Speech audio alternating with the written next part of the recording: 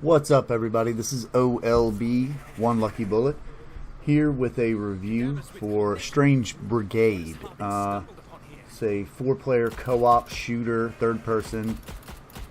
Think of it as Gears of War meets kind of a Left 4 Dead kind of game with a real campy story, which I really like. I like the narrator, I like the cutscenes and everything. But yeah, I mean, that would probably sum it up really good.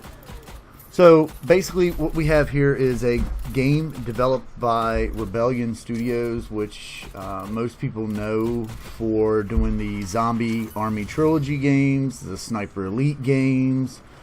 Way back when they did the Alien vs. Predator, you know, a couple other games. I'm looking through their list now, and yeah, I mean, they did Medal of Honor Underground way back on the Game Boy Advance, so I don't think anybody played that.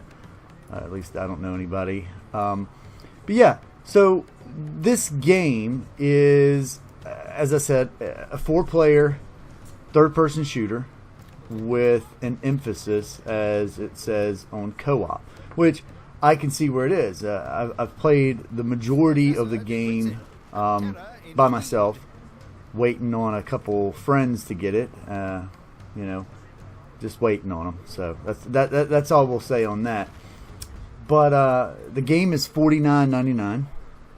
It has 9 campaign levels, 4 horde levels. Each of those horde levels has, I think it was 5 or 6, 5 rounds with 11 waves in each one, and then you have a score attack kind of mode where you go through the levels and try to get a high score. There's tons of puzzles that you actually have to solve as you're going through. There's a lot of collectibles, relics, cat statues. For some reason the narrator really doesn't like cat statues, which is kind of hilarious when he talks about them. But a good mixture of different enemies everywhere, from your standard like zombie ghouls to mummies to these freaking charging pharaoh ram things, and these warriors with shields, and they throw spears at you, they throw acid. You got these little small guys, midget like guys, that run at you, and they can turn invisible. You've got the wizards who throw these fireballs at you and can teleport around. So it works really good. Now, through the game, campaign and horde, every area, you know, you have your typical exploding barrels, traps that you can activate at certain times by shooting little orbs. You have a lot of the standard puzzles of stand on a switch, shoot, you know, a little device that opens up. Sometimes they're timed, or you have to make it from point A to point B to point C to point D quickly, and that's when you need your co-op partners. You carry all your gold over in between levels, and you can buy more weapons, more powerful weapons.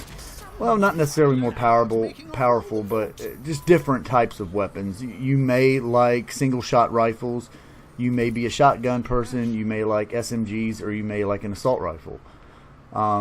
Different handguns, different grenade types, from landmines to dynamite, and each one of them get progressively more powerful on those. You know, then you have your relics, where you have a special power-up that you can trigger once you've collected enough souls from defeated enemies.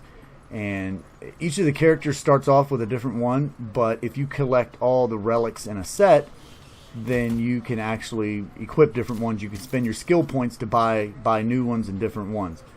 There are 4 main characters.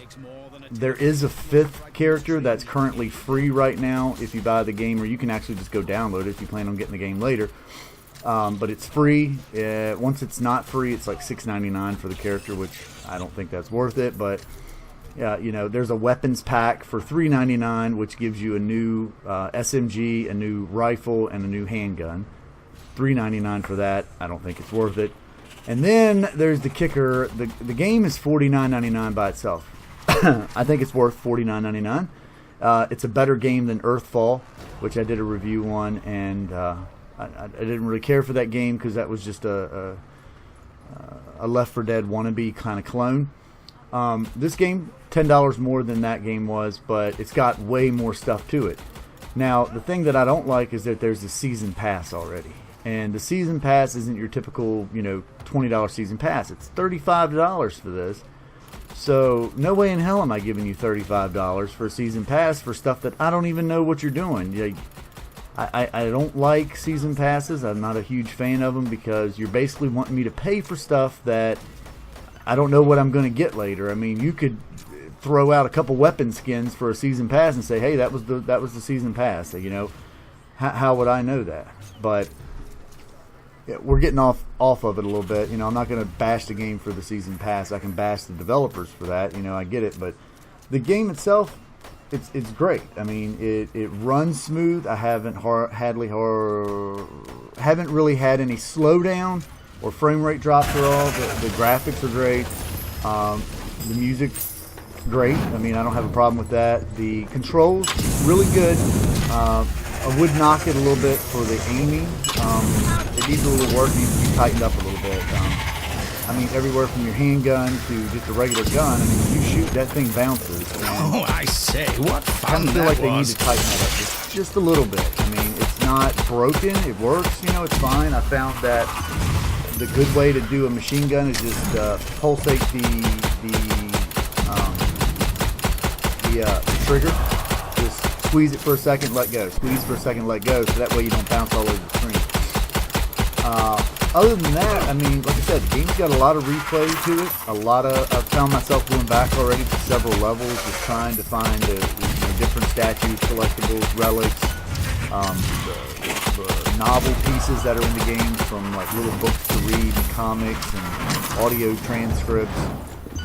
There's a lot left. There's a lot to do in this game. It's not just something. I mean, you could run it through on easy difficulty and probably tear through each level in 30 minutes to an hour on each level with 9 levels. I mean, that would just on the campaign that'd probably take you about 9 hours.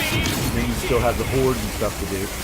So I think you'll probably get at least a good 20 hours or so out of this game. Especially if you got friends, you'll probably get a lot more than that out of it. I'll give the game a solid 7 out of 10. I think it's well worth your money. I think it's well worth your time, especially with other games not really releasing right now this week. I mean, yeah, next week we've got Dragon Quest 11, and you've got the Spider-Man game, and those are in different genres. So this just being a shooter, I like it. I think it's a good investment for you. I think you'll get a lot of replay to it.